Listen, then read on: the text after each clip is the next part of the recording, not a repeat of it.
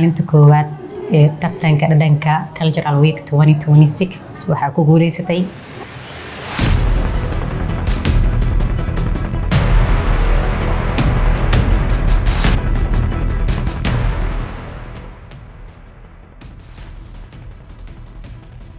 كلمة ترتن عن تكريس وكلية ومضل أي كتر تميصو هبدا هالأبور كأي دقن كصوماليات كليات كستا وحي كنتي سحن له شاكي دذال وقارعة ددن كنظافة يقروح ذا أي قوامين دونتا كلية ده هنن دونتا كوب كتدوات كدقن ك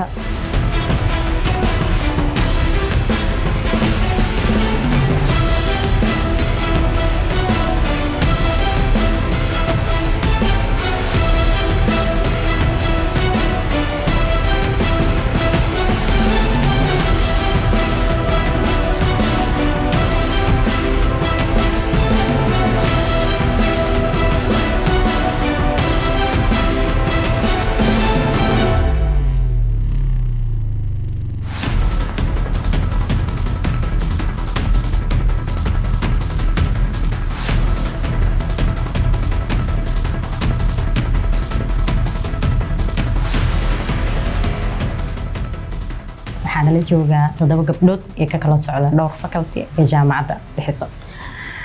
kushiinka maanta ku sameeynayna waa kushiinka Edmund Besteri waxaana la joogtaa macallimadeena weyn ustaad Anisa oo maanta ani ayda kala qaadan doono kala bixinta gabdhaha quruxda badan iyo cunada quruxda badan ee waqtiga juhdiga ay geliyeen waxaan rabnaa inaan dhadhamino hal u dhadhaminina kadib soo saari doona natiijadeena insha Allah. السلام عليكم مقعي وأنيسة على الشيخ شيف إدمن بيستري وليبا مانتي يقدرنا نعيش سوق علي مانتو حمرتي نوعا جامعة السمت ما شاء الله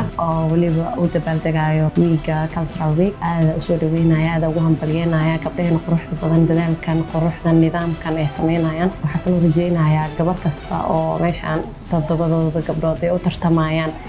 ina midii ku guuleysataan ay dadka kale inta sidaas oo kale oo caawiso midii guul dareysatana waxyaabo kale fanaanku ta inay jiri karaan laga yaabaa aysan isdhiibin mid kalena waxa jeclaan lahaa gabdhigina hadal dhaho idinka isbarteen sax la idin barin Soomahan hadii ku guuleysateen waa alxamdulillah dadku guuleysateen no problem okay sababtoo ah waxa laga yaabaa qofkii oo sabaayad ku fiicnaa waa in waxyaabo kale ku fiicnaan karo Soomahan idinka isgarateen sidan isku xilqaanteen oo cidina idin hore idin soo barin beautiful aad u qurux badan tahay waxa qabateen aad u shidan yihiin ma sha Allah qofkii ku guuleysanayna ma ahan inuu isdhaho waxaaga ma laga helinin aad marax u yihiin oo kale sababtoo ah dadka isku si wax meel wax kama arkaan Soomahan bini'aadan nawaanahay cadaalad ila agtiisay taala hadirtaan harjeynana noo bilaabato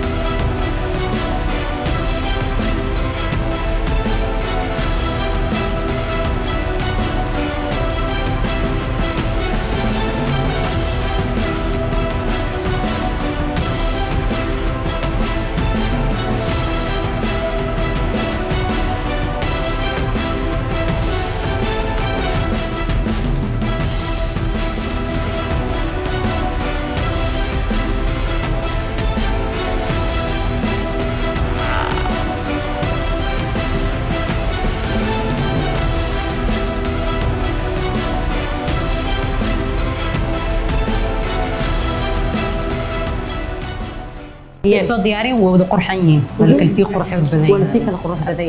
okay aniga laba gabdhood ay kula qurux badan gabadhan iyo gabadhan absolutely labadood bis aad taban iyo qor gabadha kale waxaa laga rabay inay sameyso sabaayad laakiin waxay sameysay fish rootiga carabta sameysay horta gabdhahan waxay dhibka ugu weyn gabdhahan uu keeno waxaa waaye xilli horena way samaysay wuuna ka qalalay ugu horumartay gabdhii ugu horeeyay ka mid ahayd uu ka qalala marka degdegna u samaysay khafiif laakiin maraqeeda aad u macaan yahay maraqeeda waa tuu fiican aad u maraqeeda u macaan yahay ayada maxaan sii mid qaanaa hade gabadhan maxay ahayd asal number 4 okay number 4 number 4 sagaal sii maraqeeda suugadeeda ya aan sagaal wallahi oh my god la dhadhanka wala wada leeyahay sax sagaal sii aad u macaan badnaa sabaayaddeedana ka qalashay lixaasi ugu dambeyn waxaa gaarnay gabagabadii barnaamijkii tartanka dhadhanka ee gabdhaha ardayda jaamacadda simad ay ku tartamayeen isbuuca dhaqanka cultural week aniga iyo chef Anisa waxaa isku afgaranay laba qofood inaan kala siino kaalinta koowaad iyo kaalinta labaad inkastoo inaad todobo cunto kala duwan oo gabdho kala duwan ay sameeyeen inaan kala bixino waxay ahayd wax aad u adag laakiin ugu dambeyn waxaa kala dooranay laba qof qofka kaalinta labaad galay barnaamijka tartanka dhadhanka waa Shaymaan waxay ku guuleysatay kaalinta labaad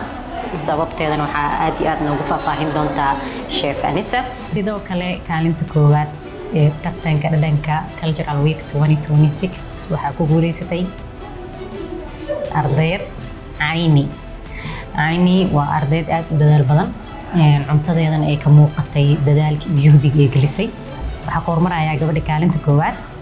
iyo sidaan u siinay pointiska waxaa ka kala fiirinaynay 3 dhib meelood meelna wuxuu ahaa qofka qaabka u presenter gareeyay cuntadiisa presentationka uu sameeyay siduu ahaa ma qurux badnaa juhdi yar ma la geliyay mise wuxuu ahaa waxa iga boobsiya number 2 waxaa kaloo siinaynay maadaama la sameynayay suqaar maaha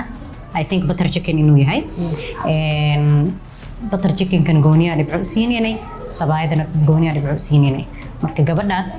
cuntada horta percentage kay sameysay aad u qurux badnaa si qurux badan ay u soo laalaabtay si qurux badan ay u soo gurtay butter chicken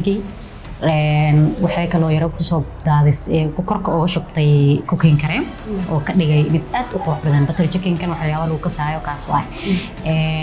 sidoo kale sabaayadda si u sameysay sida saxda ah ee Soomaalidan ay u sameysato hadda maqaayadahana laga sameeyo oo ah sabaayadda in dhowr mar la laalaabo markii la goosanayana ay aad u shilcan tahay marka intaasna waa ku dooranay number 2 waxa ku dooranay waxa waaye butter chicken-keeda aad u macaan butter chicken wax loo dhahayn waxa waaye butterka isticmaasheen wuxuu ka dhigay mid aad u macaan oo dhadhan aad mood cunto maqaayadna cunayso so intaas aan ku siinay waxaan rajeynayaa in meeshaan iyo meel kale ka horumar badan inay sameyso in isku daydo cuntooyin kala duwan maadaama ay tan ku guuleysatay waana wax ugu adag oo qofka ku guuleysto soo dhawaaw chef Anisa waxaan rabnaa inaan noo sharaxdo Shaymaan qaabka dhibcoonka ku siinay inta labaad Shaymaan inay qaadato waxaa ugu dooray aniga butter chicken-keeda aad u jilicsanaa aad loogu macaanaa xawaashna uu kasoo dhadhamaya sida maqaayadaha kalentooda ugu soo dhadhamaya waxaa kaloo ku doortay ooga helay ansalaatada iyo qudaartii maysan ka teginin oo meesha saxanka dhan qurux ka dhigay presentationka saxanka isticmaashayna 3 qaybood qurux badan ka dhigtay midda kalena sabaayadii la yaqaanayna way sameysay laakiin xoogaa wax yar waxaa moodaa inay banaanka cabaar uga taalay aysan howrinin haddii laakiin huurin lahayd kaalinta kuwaada geli lahayd samahan yes taas u keentay waxaan rajeynayaa in taas iska saxdo haddii ilaahay qadaro laakiin sidoo kalintood waa top 10 masha Allah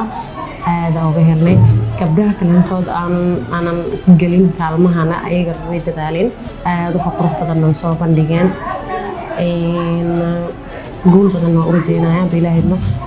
abaayadan qaadatay kaalinta koowaadna aad ay u macaan badnaa ayadana chicken-keeda masha Allah sabaayaddeedana sabaayadii la yaqaanay asalka ilkaamkaas saartida hore ka burburay chicken asalkiisa bas sida isku fiican waa beerka geel oo kale inta lagu rawaynaa hore laga kariyo tag hore laga siiyo masha Allah aad ugu hambalyeynayna wayna mahadsan yihiin tartamayaasha ayagoo xataa la barinin kasoo tartanka soo dhex muuqday sanad dambana insha allah waxaan rajaynayaa dadaalkan iyo juhdigan mid kale oo ka qurux badan inay ku bixiyaan hadduu ilaahay qadaro. marka waxaan leenahay gabdhaha kale ha isdhihina wax oo qaldanaa samayseen ama si fiican uma karinin just waxaa la isticmaalayay ku kala dugnaayeen gabdhaha iyo waxyaabahay ku kala daraayeen qof walba iyo caqligiisa teknikiyada yaryarka badbadalnaa wax kalena ma jirin waxaan rajaynayaa in marka kale ee sanadka kale soo socda in techniques badan oo cusub idinkana la imaadintiin insha allah waxaan rajaynaynaa idinkana guulo badan waxyaabo kalena aad tijaabisiin so waxaan idin leenahay maca salaama